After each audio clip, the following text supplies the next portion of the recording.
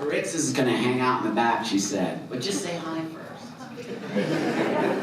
Well, Bach is a more natural talker, but again, I know so many of you. It feels like family. I'm here and I know almost all the people in this room, so I'm not even that nervous to talk to you. So, I'll let Bach start and then I'll kind of, do a little bit of it, and we hope to make it even a little bit interactive, because that's what we've been doing at some workshops around the country. We try to go to transgender conferences to bring this message together, because we feel it's a synergy between Bach and I, and we both can bring something from different angles. So I'll let Bach talk first.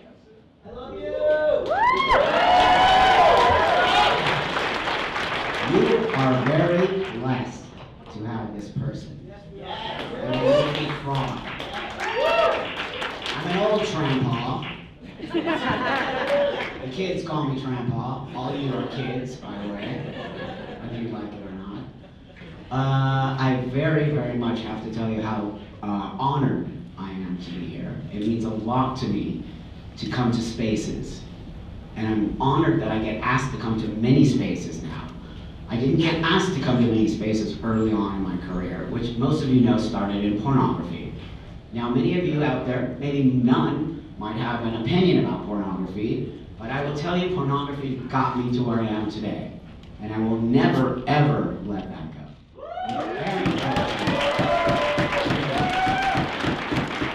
I will take away the stigma of pornography by the time I leave this earth. I promise you that. Along with the stigma around being a transgender or transsexual person. One thing I want to say before I move on to some photos, because photos are always awesome, is that I want to distinguish my identity from an identity that has been given to us now, which is an important identity. I identify as a transsexual man, not as a transgender man. And I want you to understand why I do that. We now have an umbrella term called transgender, and transgender really lumps us all into one thing, which I feel can be extremely dangerous, because now underneath the word transgender is gender nonconforming, gender fluid, transmasculine, everything, even transsexual. My transition was completely medical, completely about gender dysphoria, completely about learning to become a man, and becoming a man, and living my life as a man. I had a sex change. This is very important that people understand the definitions are different. Transgender can be the same thing, but the word transgender is not derogatory, it is not outdated, and it is clearly something many people, as myself, use. And I need to put that out there in the world every day, because there's a newer generation that is taking this word away from our community. And that is not okay. Because we must let everybody identify how they choose to identify. So that's it. My grandpa lecture for this morning. We're going to move on to my life real quick here. I'm going to run through my life real quick so that we can give Dr. Rixt some time. I was born June 5th, 1962 in Los Angeles, California in the San Fernando Valley. I had an amazing life as a child.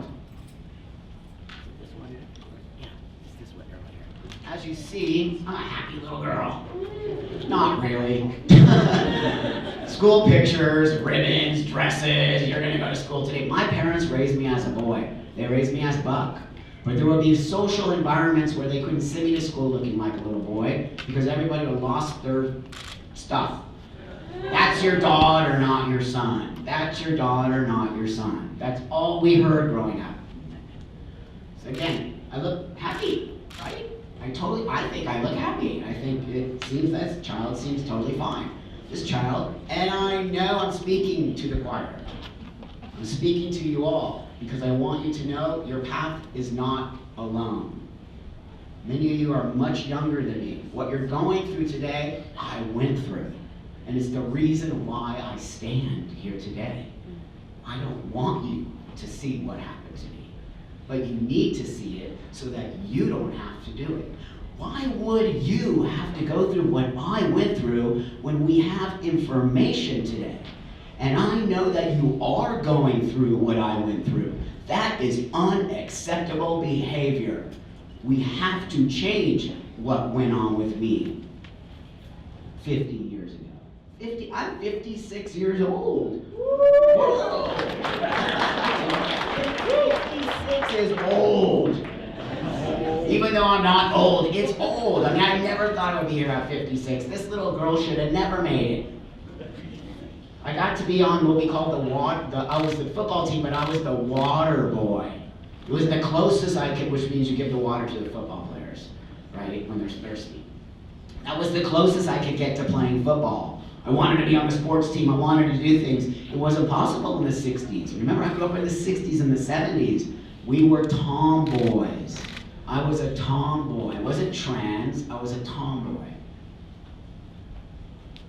Soccer was a big deal for me. Got into sports. Soccer was awesome. Soccer helped me really get into my masculinity. All the rest of the girls on the soccer team were dykes too. We were all secretly dykes. Probably we're all trans now. Back in the day, we were a dyke, and we all were like secretly dyking out with each other. Even though we were 10, we were like, dyke, we got you. We're on this. And that was a really great, amazing part of my life because I really had camaraderie. I had friends who we could relate to when I didn't have that before.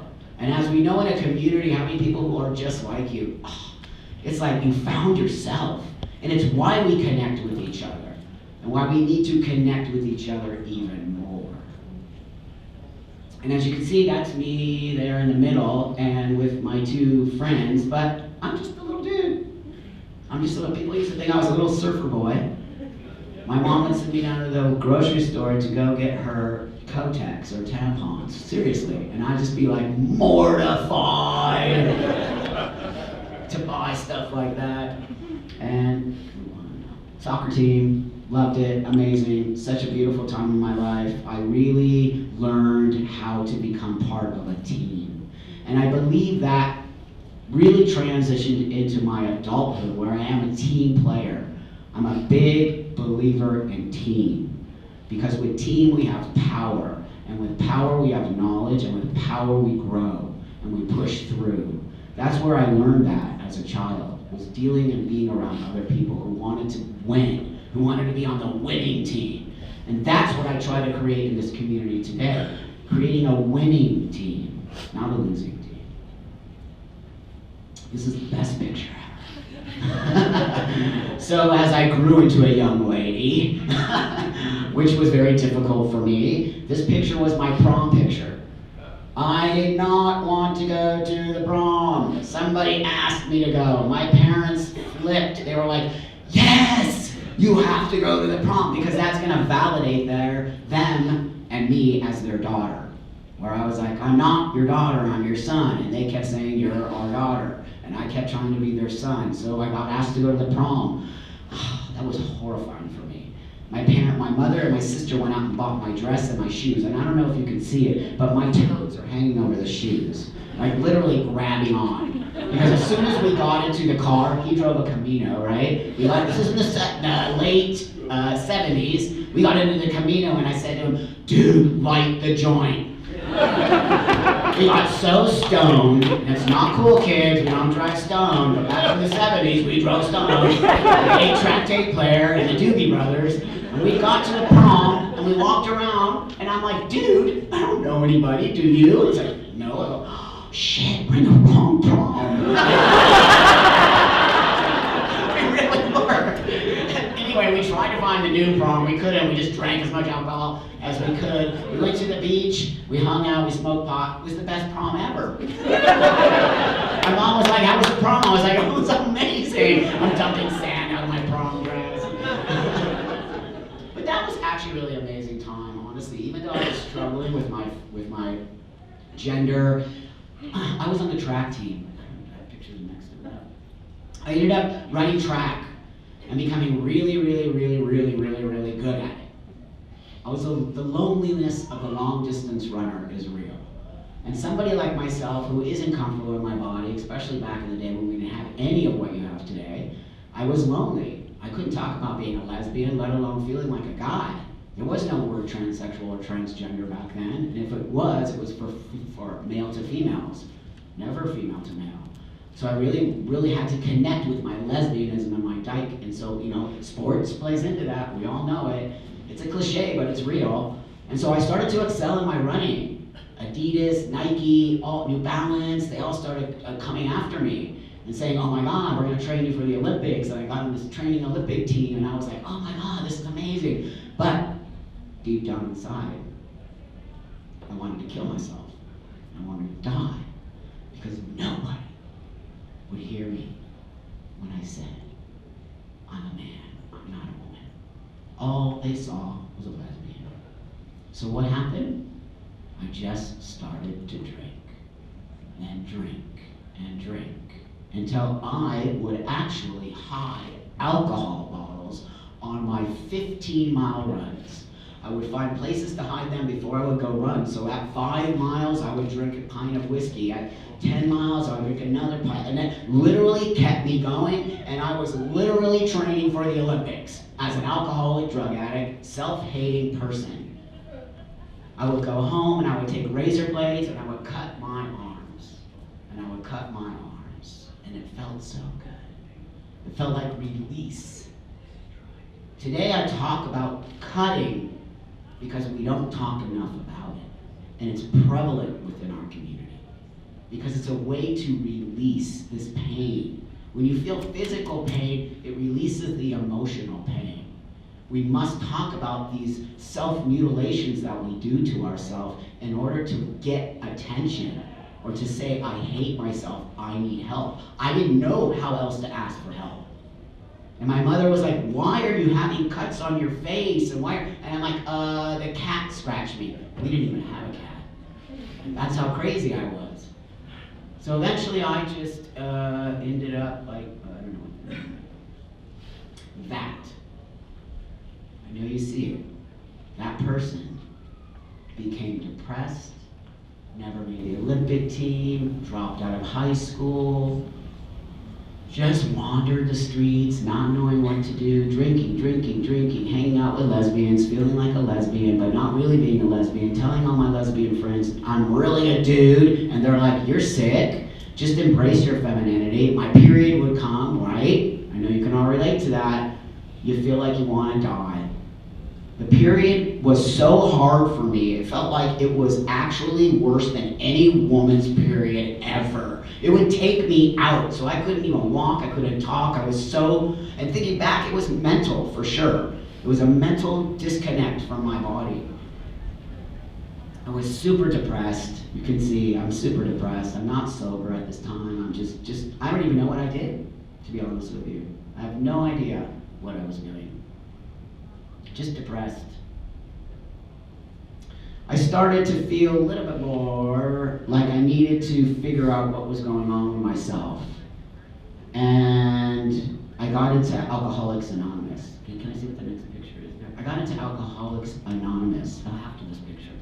So, this is a weird part of the story. I'm moving fast so that we can get Dr. Rixt on here, but usually I speak for like an hour and a half because I have such a crazy story. I was walking down the street in Hollywood, and some guy came up to me and he was like, oh my God, you should be a supermodel. And I'm like, get the fuck out of my face, dude. And my girlfriend is like, no, you have to do this. So I shot pictures with this man, weird, and the man took the pictures to Elite Model Management, which is a very big modeling agency. And from there, they called me. And I remember, I had no idea how they got my phone number, but back in the days, you actually had a phone that you picked up. It rang. Hello? This is Elite Model Management. We're looking for, and I'm like, what? What? Who is this? And they're like, it's Elite. We want you to come in. We really think you have a great look. And I was like, my girlfriend was like, do it! So I'm like, all right, you do everything for your girlfriend. It's just the way it is when you're like, okay, I'll do it for you. Then I go in, I go there, and I see the people, and they're like, we're gonna make you a supermodel. And I'm like, where's the drugs?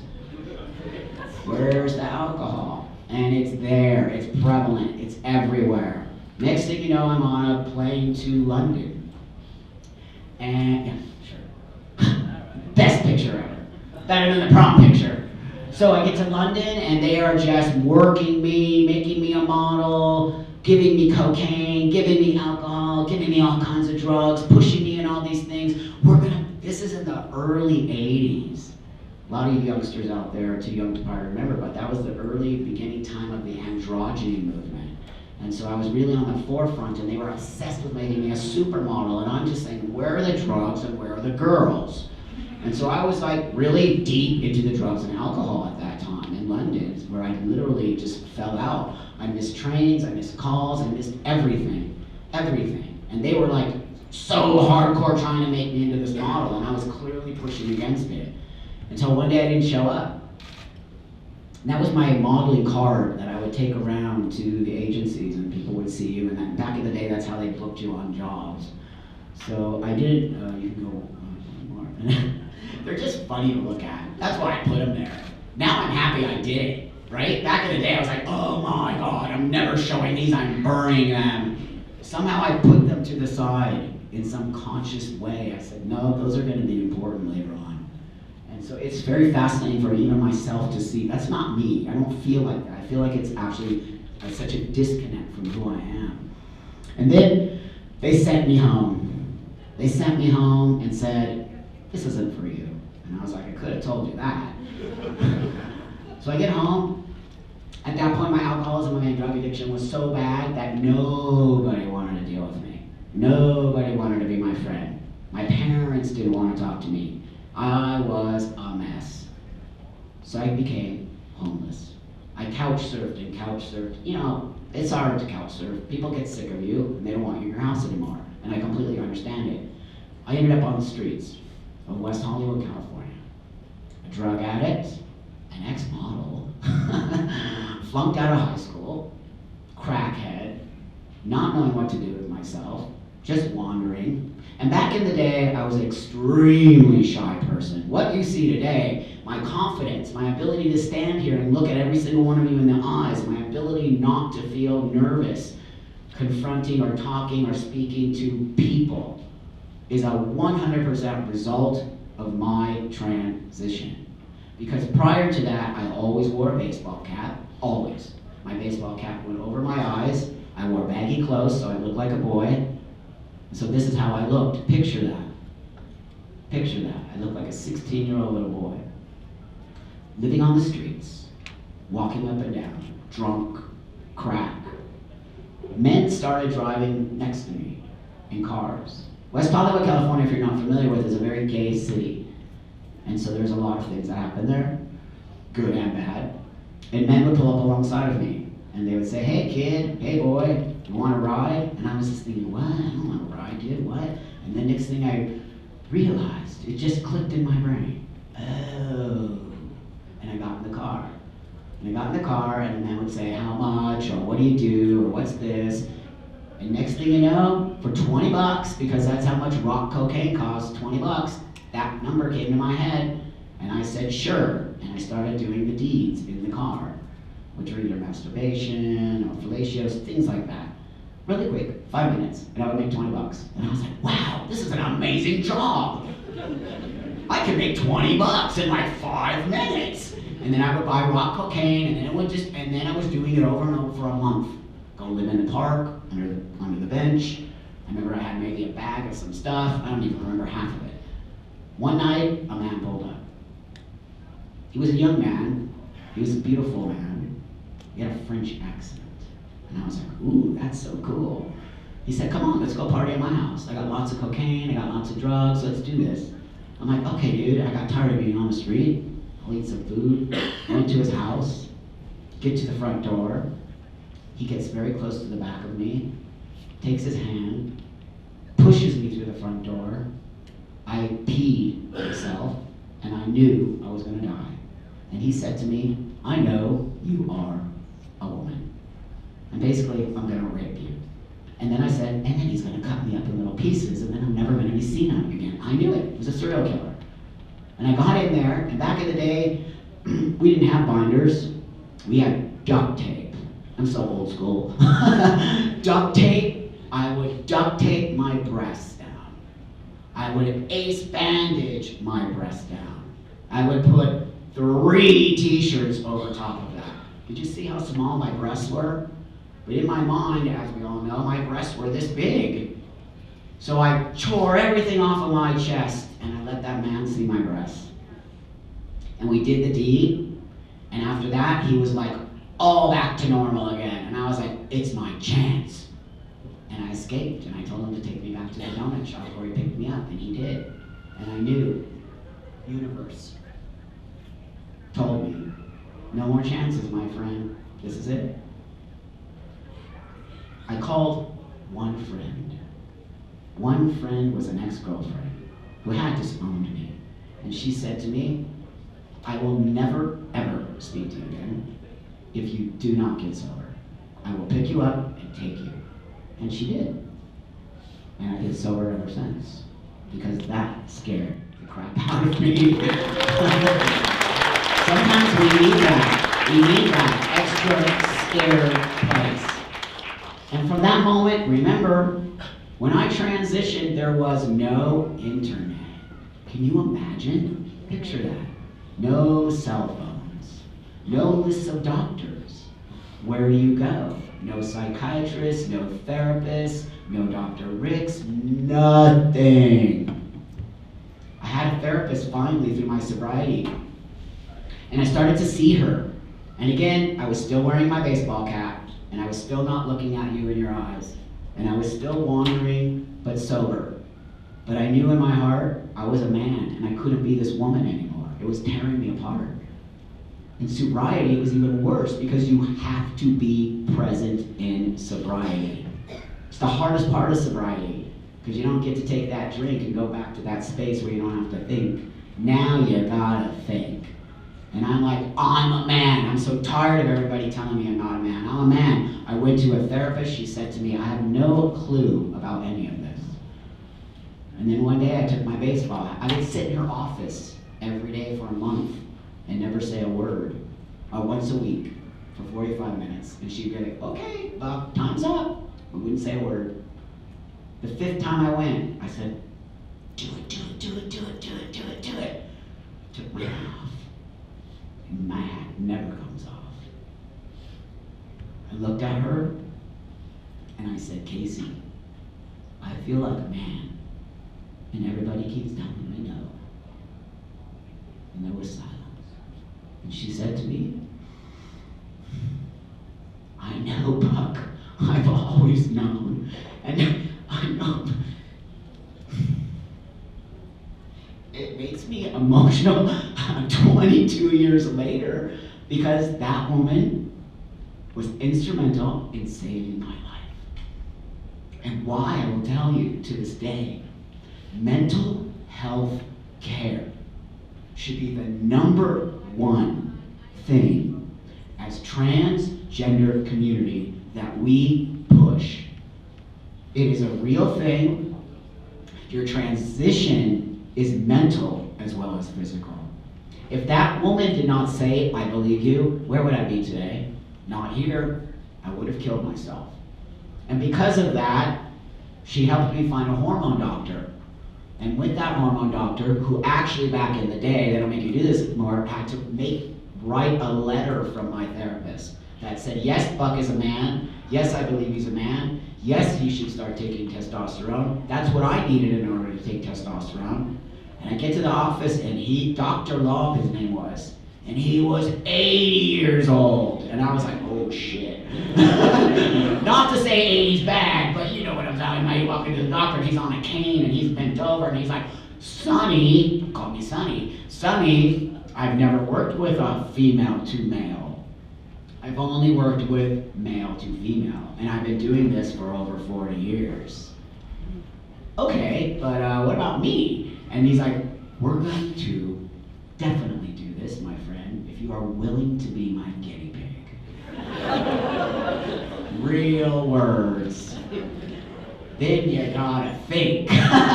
Do I really want to be a man? Do I really? Yes, I really want to be a man. And yes, I really want to be a guinea pig. And yes, it's worth dying over, as we know. So that day, he started me on, it's hilarious for all of you to hear this, literally a drop of testosterone. Because he didn't know. There was nothing. There was no guidelines, zero, nothing. So I remember getting that tiny little drip of testosterone and going home and like, whoa, Superman. It was real. It was real. By the next month, I was like, do I have a mustache? You all know what I'm talking about. I have a beard. What's happening to my body? Like, it just was amazing. Amazing. It was a life-changing. Till eventually he taught me how to do the 1 cc of testosterone all by myself. Because he said to me, Sonny, one day I won't be here and you need to take care of yourself. Unbelievable. That is a beautiful, amazing doctor who cared about me, knew I was going to do this for the rest of my life, and knew I needed to take care of myself. That is a loving, compassionate doctor. So what's next is a top surgery. No top surgeons in Los Angeles, nowhere. There's no books, there's no internet, there's nothing. But I found a book in a bookstore called Transgender Resource Guide from Male to Female. And I'm like, that's just the opposite of me. Go through that book. It was a punk rock made book, printed off a computer, stapled on the sides, super fucking cool. It was the last one there. I still have that book. That book also saved my life. And it was just like plucked out of the magazine rack. I didn't even know how was it there. And I was like, there's a light shining on it, and I see God coming out. That's the magazine for me. And I pick it out, and I'm like, oh wow, this is totally. And I find a doctor, a urologist at UCLA in Los Angeles, who I just thought myself, he also did reconstructive surgery for chest. I went to him, I said, this is what's up. He said, dude, he's super young, cool dude, his name is Dr. Gary Alter, and I was his first patient. And he said to me, yeah, he's a great doctor, and such an amazing, beautiful, like, dude, I want to do this for you, you're gonna be amazing. I'm like, wow, this doctor's amazing. And he said, I brought this new surgery back from Belgium called this keyhole incision, which we all know today is a very prominent surgery. And he said, I've never done this on anyone before, I want to try it on you. Basically, I'm a guinea pig. I'm like, whatever, dude, take them off. Because I need to tell you, I had a mantra. I did it. Every time I would do one step to get to this step, I would say to myself, because I didn't know, I couldn't look up pictures of you, beautiful people out there, I didn't know. It's scary to take testosterone, even when you do get to see other people. How am I gonna look? How am I gonna act? Come on, we all have some form of narcissism in us. It's real. We don't wanna look like a scary, crazy ape or something. We wanna look like a person. And so I didn't know what I was gonna look like. And I said to myself, I don't care, I'm gonna try it. If it doesn't work, I'll just kill myself. I said it all the time. All the time. If it doesn't work, just kill myself. It was always my safety net. So I said, if the boobs don't work, I'll just kill myself. But they worked, and he did it, and it was incredible, and it was a phenomenal thing, and that was the beginning of my life. When I got rid of those. That was my first year on testosterone. Can you see the hickey on my neck? On stud. And then like really just, me going through my transition. My first time ever. I know, it's amazing. It's amazing. This is my very first shot naked topless on the beach. We all want to do that after my top surgery. And as I started to really get into my body, working out and sculpting my body to be as masculine as possible. Because again, in the beginning of the story, remember what I told you, I'm a transsexual. I live in the binary. I wanted to become a man and live my life as a man and present myself to the world as a man. What we call passing today. That was my ultimate goal. And so my ultimate goal was to be as masculine physically as possible. And so I started to work out and work out and work out. Where's the penis? Where is that penis? We need that penis. Hello, God. Are you gonna give us a penis or what? That's all I ever heard my whole life. You're never gonna be a man until you have that penis. So I started, as the internet started to come into play, God, I sound so old. As the internet, as cell phones got smaller and smaller, I started to look for bottom surgery. And again, I want everybody in here to understand I am not anti-bottom surgery at all. What I am is anti-bad surgery. That is a big difference. So I started to look for bottom surgery. What I saw was not going to work for me. Might work for everybody else in this room, but it wasn't going to work for me. Wasn't functioning enough. Remember how old I am, and way back in the day, the ones they used, they took tendons out of your arms, stuff off of your back, they molded it enough, and then back in the day you had to put a stick down the middle of it in order for it to have an erection. One of my buddies had that surgery, and he privately told me he wished he'd never done it. He lost his orgasm, he didn't have a good sex life, he would have to turn off the lights to have sex at night, and I was just hearing it all and took it all in. Because through my early transition, my libido was insane. I couldn't even sit still in a chair and rub on the end of it. I'm not kidding. Watch those chairs out there, kids. My libido was insane. And then I was just like, how am I going to get a penis? I'm never going to have sex. And then I started to masturbate. Yeah, it's real. Your kid is going to be amazing, I tell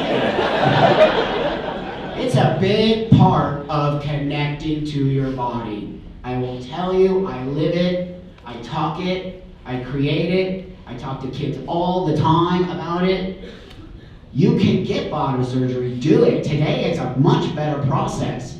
But I really want to really tell you, you must experiment with the body before you choose to take any other road. It is your body, it is your vagina, it is whatever you want to call it. It is yours and nobody else's. And I realize that it's mine. And why do I have to get a penis? Just to make all of you feel comfortable? Because that's really what it came down to. When are you gonna get the penis? When are you gonna get the... That's all anybody ever said to me. They still say it to me. And I'm out there screaming about how much I love my vagina, and people are still saying, so when are you gonna get the penis? I'm like, wait a minute, are you hearing me?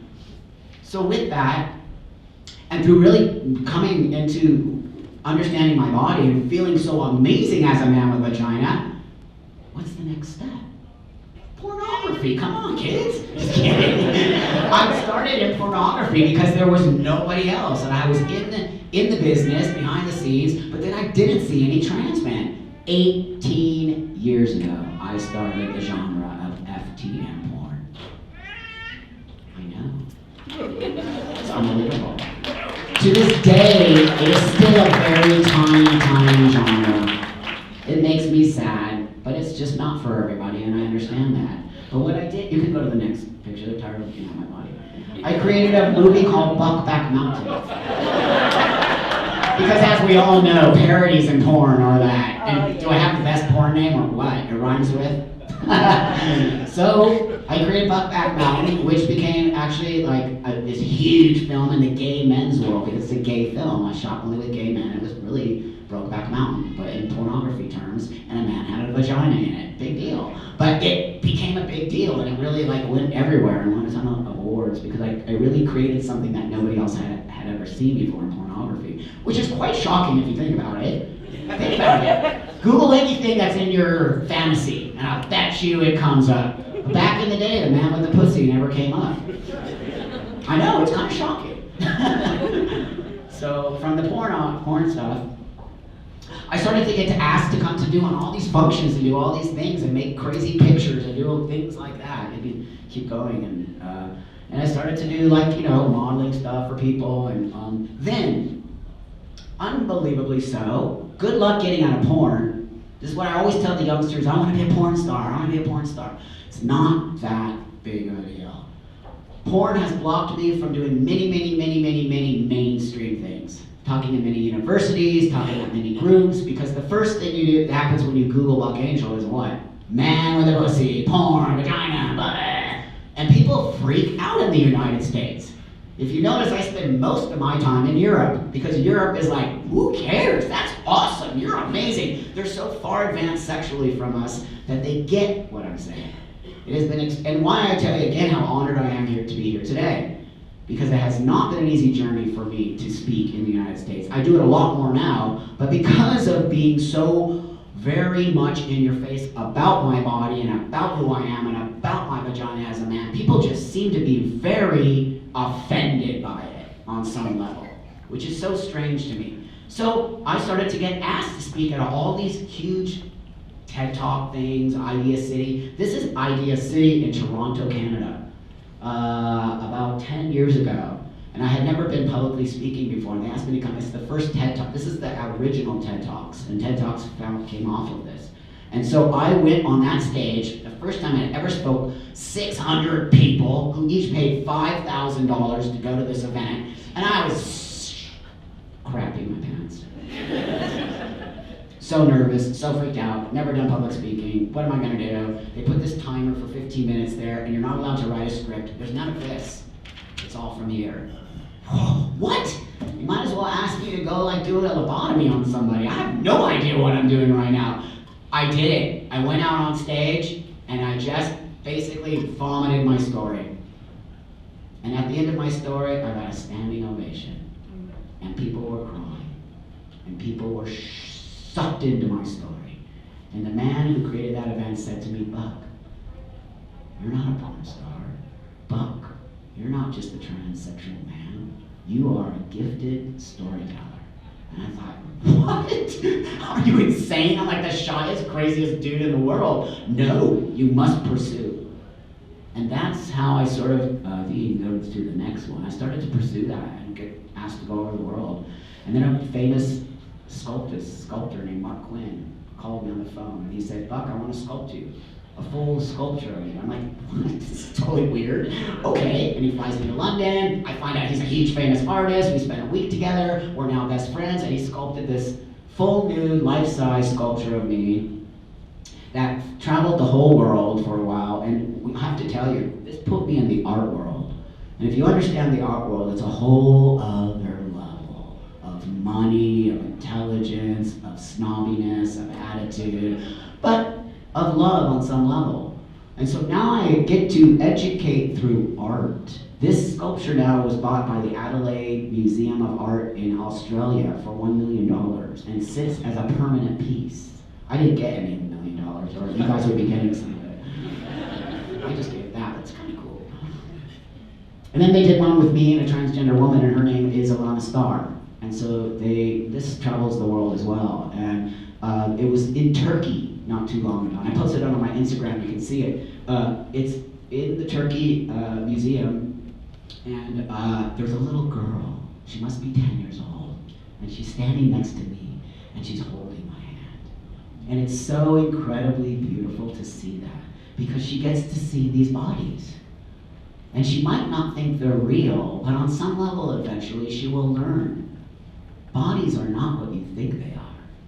Somebody said to the artist, wow, dude, what a great idea. Take the genitals from the man and put them on the woman, and take the genitals from the woman and put them on the man. He's like, no, dude, those are real people. Like, people don't even know we exist. Because, you could go again. But, because as you know, we don't talk about our bodies. There are very few of us out there saying our bodies count. Sexuality and sex are important to us. Do you know that we actually really desexualize our community? We have shame around our bodies, we have shame around our sexuality, we have shame around even having sex. This is not okay. I am telling you all right now, it is not okay. If you're not loving your body physically, you do not love yourself. You do not love yourself. If you are not masturbating, or if you've taken a vow of abstinence, that's different. But if you feel sexual and you are not masturbating and you are not creating space on your body to have sexual feelings, you are cheating yourself and you are not having the transition you need to have. So this is my father, that was my father and me. My father disowned me. Disowned me, of course. We've all dealt with stuff like that. My parents disowned me. Everyone. Today, my dad is awesome, calls me his son, we go work out. My dad's 80. We go work out together, we hang out. He has old 80-year-old ways of talking. He's a little bit phobic. I have to keep training him, no, Dad, that's not gay. It's okay. And then that's my sister. I have a great relationship with her too. I have an amazing relationship with my family. And I think that's one is me and my mom and my dad, yeah. Me and my mom and my dad. I hang out with them all the time, go every weekend, spend weekends with them. They're so beautiful to me. That's the next one. And I do a lot of work with the kids. Grandpa loves the kids. The kids are the future. And if the kid, when I was a kid, in my early transition, did I get to see me? No, I didn't. No, I didn't. There are a few elders in our community who are willing to step up. Elders are important. Any elders here in this room, it really is important. We need you. We need you to guide. We need you to at least give some form of love and hope to the youngsters who don't see their future. I didn't see my future at all. My idol was G.I. Joe. That's who I wanted to look like when I was a kid, G.I. Joe. I didn't want the Barbie, I want the G.I. Joe. I want to be that man, that masculinity. That's what I saw. Why we need to give kids a picture of what their future will be. They will be. I'm a successful man. And that is not an ego thing, it's confidence. I built my businesses, I learned, I flunked out of high school. I have no formal education. I learned everything from YouTube, the internet, being around people. I was told I was dumb, I would never be anything, I'd just be nothing. Clearly I'm not dumb. It all came from my gender dysphoria. And again, we raise tons of money for kids' organizations. That's what me and my other trans guy friends, we do all kinds of crazy stuff like that. I created this poster during the bathroom problems. That poster's been everywhere. So, I love to do activism. That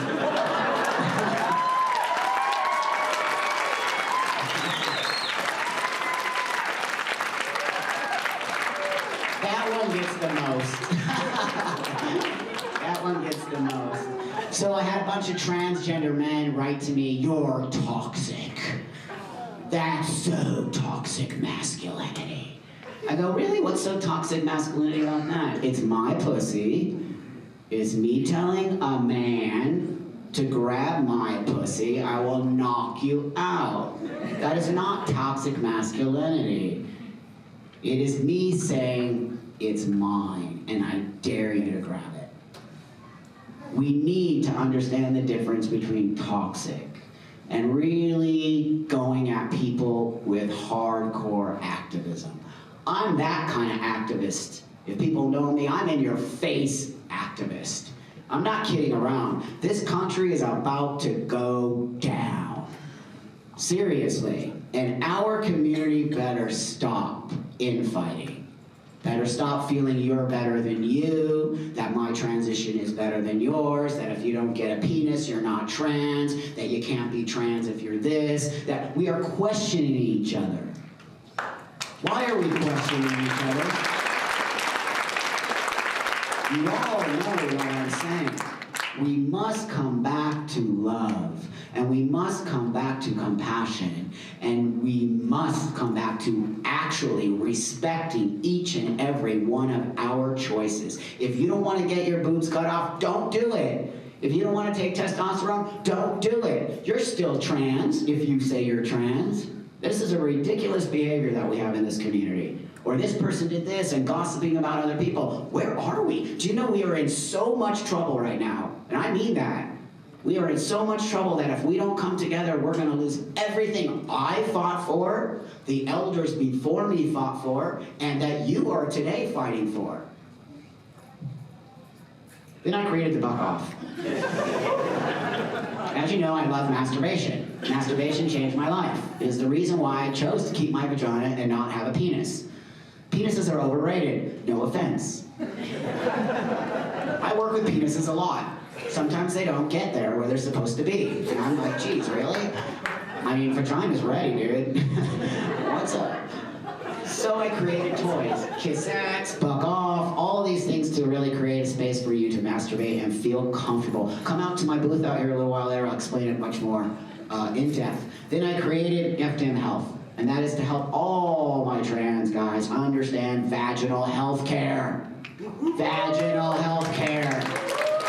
And I think that's a really good lead-in to my beautiful friend here who actually contacted me after I opened this site, and we started to talk about how we really need to get you guys into the gynecologist and understand that your vagina is something you should love, and your vagina needs actual attention. Whether you're going to have sexual stuff with it, it doesn't matter. It's still part of your body, and if you don't take care of it, real quick, I almost died from it. 15 years on, 22 years on testosterone now, 15, I got atrophy. I got septic, I almost died, it just tore me apart, and it doesn't need to happen to you. And Dr. Rixt is going to talk a little bit about this. Thank you guys so much. I appreciate you so much.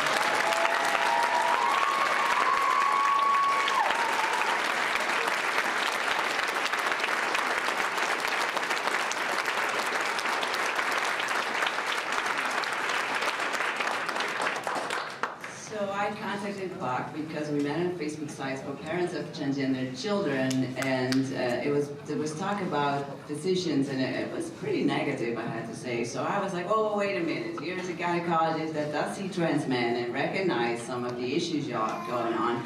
So, and then he was like, oh, we gotta hook up and let's do this, and then we went to the Philly conference in August, which is a conference where 7,000 transgender and non-conforming people meet, and we did a workshop, and we did it more interactive, like to have you all talk. This is quite a larger crowd, so maybe people may not feel comfortable to share personal stories, but that is, if we had another hour, I would love to do that, because that's where it becomes important, right? So, but as you all know, I am an OBGYN, I also do some other things, and I have to say, a lot of the story Bach told, I recognize some of those stories from all of you.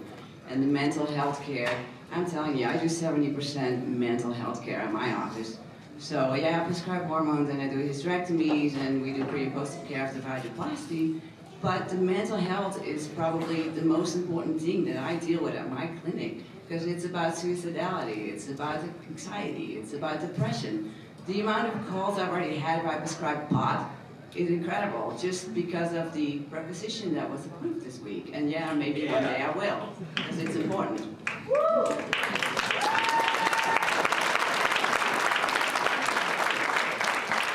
So I think I've seen over 4,500 transgender and gender non-conforming patients for primary preventive care, OBGYN, and post-operative care. And I've noticed certain things that come back in the transgender male community or gender non-conforming community. People with a uterus and a vagina come to me because of certain complaints and pains and problems that are not being recognized by the average gynecologist in the world. And it helps to be here, but if we go to other cities and towns where there's just not a gynecologist that focuses on transgender healthcare, they may not see that. And some of those issues are, discharge, pain with sex, pain with orgasm, the atrophy Bob was talking about. I believe long-term testosterone creates atrophy, and for a lot of you it causes pain.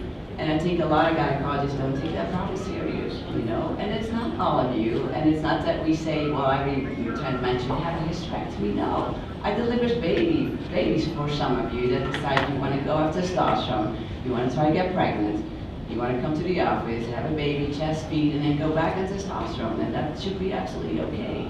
But we need to recognize some of the issues specifically in transgender men that are caused by testosterone.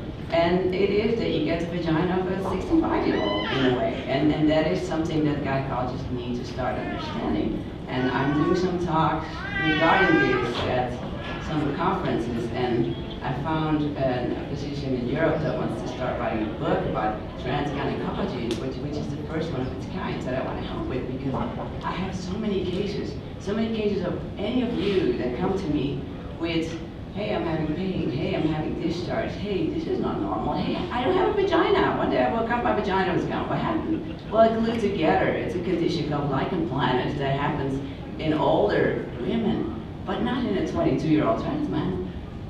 Also endometriosis is a very important condition.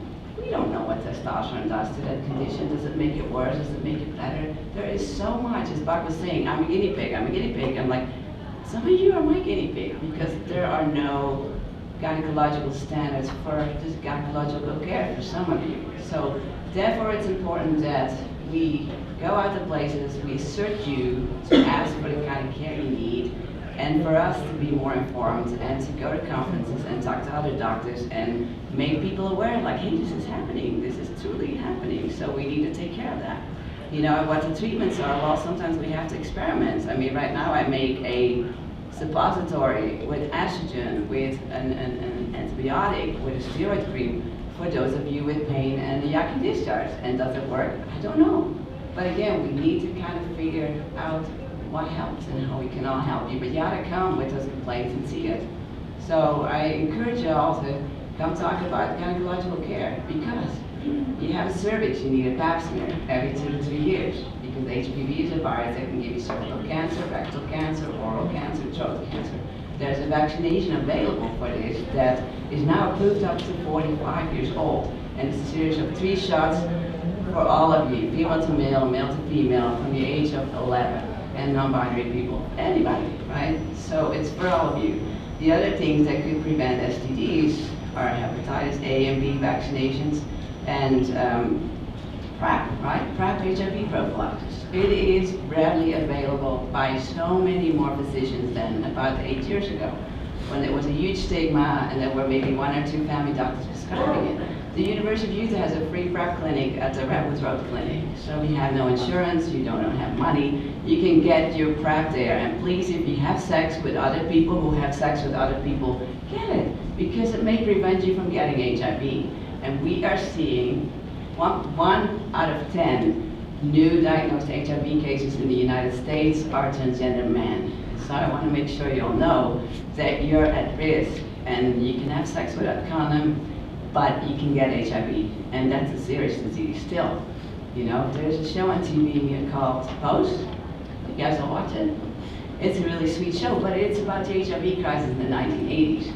And I think we've kind of forgotten about that time, because we are seeing more HIV again, and it's something out there that we need to be careful with. So that's the one thing I wanted to say about prevention. As far as contraception, transgender men with a uterus can get pregnant. I have to tell you all that, because I have some of you come to me pregnant and it was not something planned.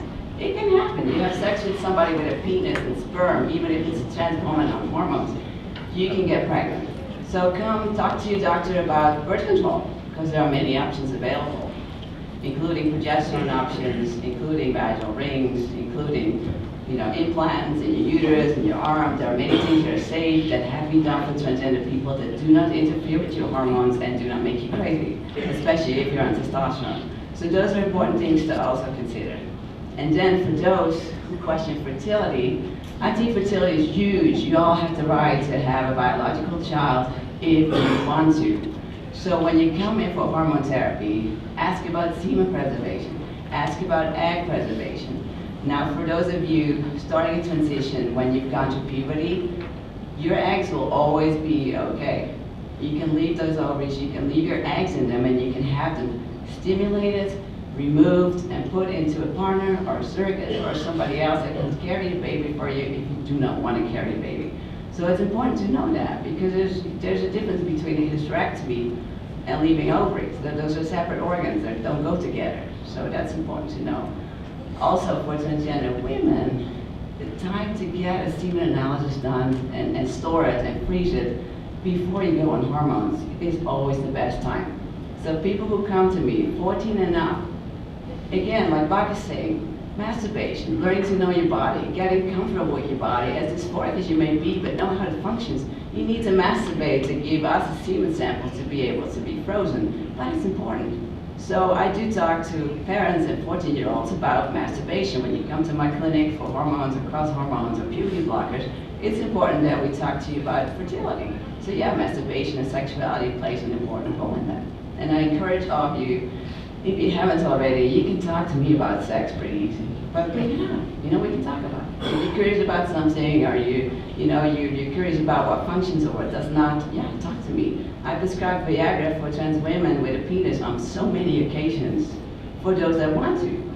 For others that don't want to, of course, I wouldn't do it. But those are just a couple of little things that I thought were important to bring. But truly, I think if a transgender man has abdominal pain and goes to the gynecologist, there are so many things that we need to think of that could be the case. And as masculine as you look, if you have a uterus and ovaries, you could have a tubal pregnancy. You could have so much to think out of the box is important for precision. So that's why in the beginning, when I was introduced and we were talking about health for transgender men and how I need to educate other professionals, that is an important mission of mine. I think it's way important to keep spreading the word to other gynecologists that may not understand what care a transgender man needs, and that's important to spread on. So that's why we hope to write a medical book for people that can actually read it and keep going to conferences to discuss these sorts of things. So I think that's mainly a message I wanted to bring. If anybody has any questions about anything medical, I'd like to hear it. But it can be private too, because I'll be here all day and I'm doing a talk next door in a minute. So. Okay.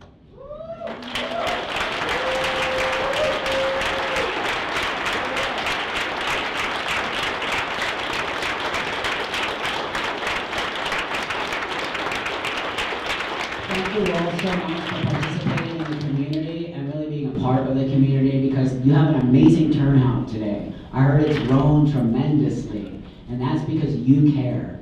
And this is Utah. And I need to remind you of that. And it's a beautiful place that you live here in Salt Lake City. It's gorgeous, but I hear there's other places around this state that would not necessarily like people like us, or necessarily have people like Dr. Rixt. So you're blessed to have her in your community, and really, I beg of you, trans guys, I beg of you, do not be scared to go to the gynecologist. Look at her, she loves you. You don't even know what I had to go through. If I told you what I had to go through, you would cry.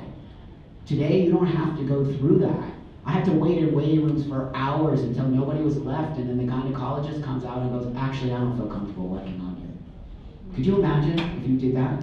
It would kill you. She will give you love, care, help you with your health care, everything. So really, this woman is gold. She's a saint. She's everything for your community and my community. I love you guys.